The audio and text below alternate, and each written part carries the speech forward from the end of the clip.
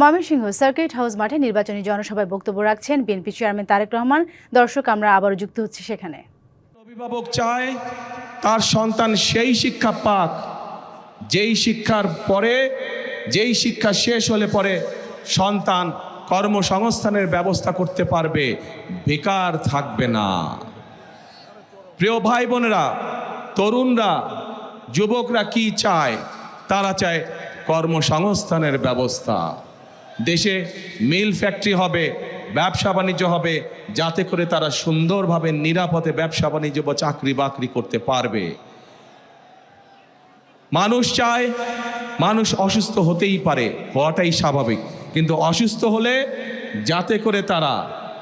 যাতে করে তারা সময় মতন চিকিৎসা সুবিধা পায়।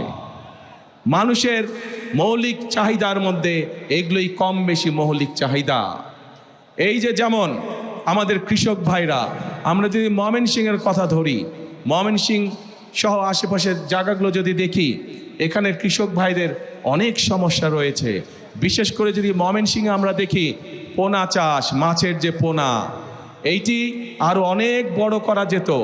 এইটি এখন দেশের বিভিন্ন জায়গায় এই মাছের পোনা সরবরাহ করা হয়, কিন্তু আমাদের পরিকল্পনার মধ্যে রয়েছে কি করে এই মাছের পোনার বিষয়টিকে শুধু দেশের মধ্যে সীমাবদ্ধ না রেখে বিদেশেও কিভাবে রফতানি করা যায়, সেই পরিকল্পনা আমাদের রয়েছে,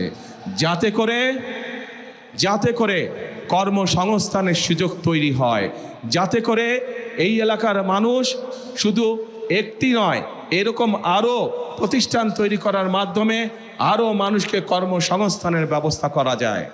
প্রিয় ভাই বোনেরা, আপনাদের নিশ্চয়ই মনে আছে দেশনেত্রী খালেদা জিয়ার সময় এই দেশের মেয়েদের জন্য, এই যে আমার সামনে বহু মা বোনেরা এখানে সামনে রয়েছেন, এই দেশের মা বোনদেরকে শিক্ষা দেওয়ার জন্য মেয়েদের শিক্ষা ব্যবস্থাকে ক্লাস 1 থেকে ক্লাস 12 পর্যন্ত ফ্রি করা হয়েছিল। মনে আছে আপনাদের?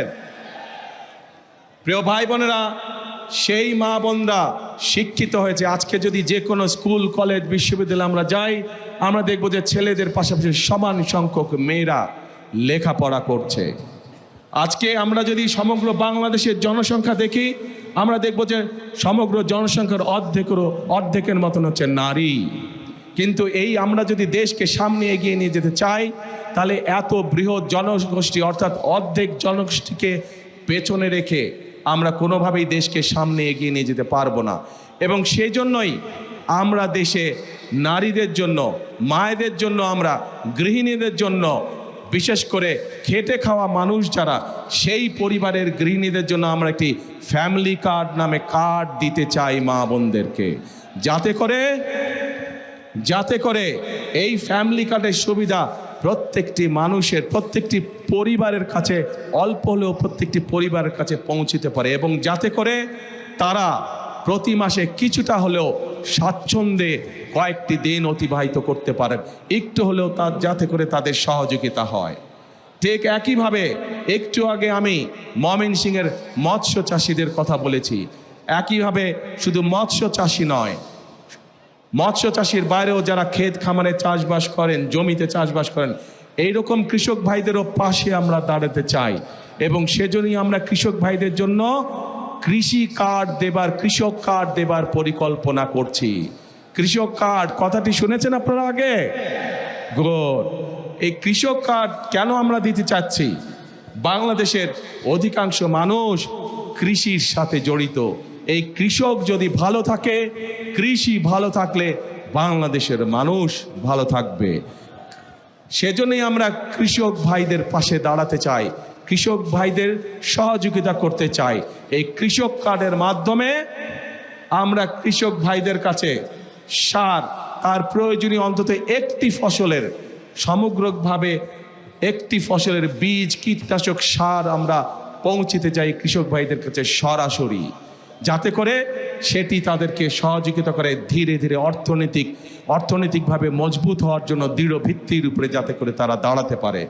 প্রিয় ভাই বোনেরা, আমরা রাজনীতি করি কাদের জন্য? বাংলাদেশের মানুষের জন্য আমরা রাজনীতি করি। আজকে এই যে নির্বাচনী জনসভা, এই নির্বাচনী জনসভায় আমরা কি দেখি? অনেক দল আছে যারা এসে অন্য দল সম্পর্কে বিভিন্ন রকম কথাবার্তা বলে। শুনেছেন না আপনারা? শুনেছেন। আজকে যদি আমি এখানে দাঁড়িয়ে আপনাদের সামনে অন্য দল সম্পর্কে অন্যরকম কথা বলি, তাদের গীবত গাই, তাদের সম্পর্কে সমালোচনা করি, তাতে কি জনগণের কোনো লাভ হবে? জনগণের কোনো লাভ হবে না। কারণ জনগণ তাকেই ভোট দিবে যারা জনগণের জন্য কাজ করবে, তাই তো?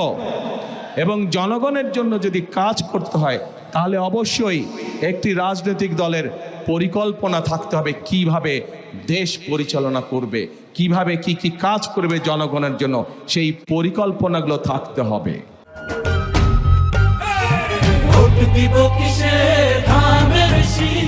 কড়ায় গন্ডায় বুঝে নিয়ে আসতে হবে। কেন এই কথাটা বললাম? বহু বছর হয়ে গেছে আমরা তো ভোট দেবার সুযোগ পাইনি, তাই না? যেহেতু আমরা ভোট দেবার সুযোগ পাইনি, এর আগে আমাদের ভোট বিভিন্ন জন বিভিন্নভাবে লুটপাট করে নিয়ে গিয়েছে। এবার সেই জন্য আমাদেরকে সজাগ থাকতে হবে যাতে কেউ আমাদের ভোট লুটপাট করে নিয়ে যেতে না পারে। পারবেন তো পাহারা দিয়ে সতর্ক থাকতে? ইনশাল্লাহ। তাহলে প্রিয় ভাই বোনেরা, আরেকটি গুরুত্বপূর্ণ কথা, 1971 সালে যুদ্ধ হয়েছিল।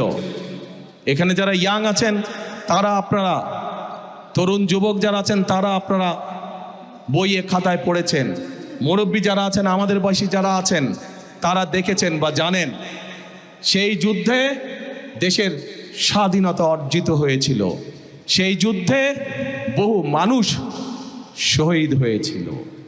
প্রিয় ভাই বোনেরা, পরবর্তীতে এই 2024 সালের 5ই আগস্ট সেই স্বাধীনতাকে রক্ষা করেছে এই দেশেরই ছাত্র জনতা সহ সমাজের সকল শ্রেণী পেশার মানুষ।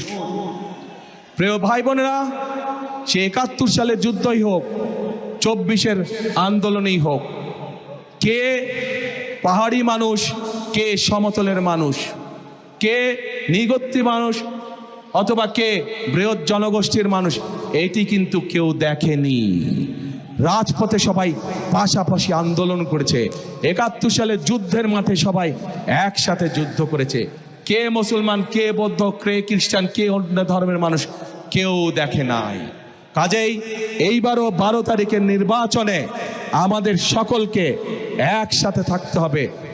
ধর্ম বর্ণ নির্বিশেষে আমাদেরকে একসাথে থাকতে হবে। কারণ আমরা যদি একসাথে থাকি, আমরা যেভাবে স্বাধীনতা অর্জন করেছি, আমরা যদি একসাথে থাকি, আমরা যেভাবে স্বৈরাচারকে বিদায় করেছি, আমরা যদি ইনশাল্লাহ সামনের দিনেও এক থাকি, তাহলে অবশ্যই আমরা এই বাংলাদেশকে ভবিষ্যতে আমাদের সেই প্রত্যাশিত বাংলাদেশের দিকে নিয়ে যেতে পারবো।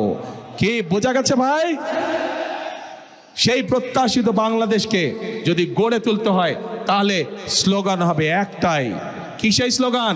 করব কাজ, করব কাজ, গড়ব দেশ, সবার আগে বাংলাদেশ। আবার বলে, করব কাজ,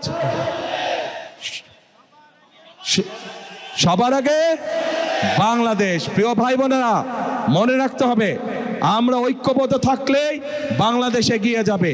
আমরা ঐক্যবদ্ধ থাকলেই আমাদের প্রত্যাশিত বাংলাদেশ গড়ে তুলতে পারবো। আমরা ঐক্যবদ্ধ থাকলেই জনগণের শাসন কায়েম করা সম্ভব হবে। আমরা ঐক্যবদ্ধ থাকলেই জনগণের প্রতি জবাবদিহিতা নিশ্চিত করা সম্ভব হবে।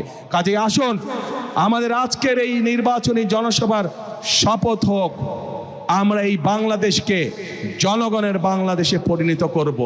আমরা এই বাংলাদেশকে জনগণের কাঙ্ক্ষিত বাংলাদেশে রূপান্তরিত করব। শেষ কথার এক কথা, করব কাজ, গড়ব দেশ, সবার আগে বাংলাদেশ। আল্লাহ হাফেজ। বাংলাদেশ জিন্দাবাদ, বাংলাদেশ জাতীয়তাবাদী জিন্দাবাদ। আপনাদের সাথে আবার 12 তারিখের পরে দেখা হবে। কোথায় দেখা হবে? খাল খনন কর্মসূচিতে দেখা হবে। খাল খনন কর্মসূচি, সবাইকে কোদাল নিয়ে আসতে হবে। পারবেন? ইনশাআল্লাহ। আল্লাহ হাফেজ, আল্লাহ হাফেজ।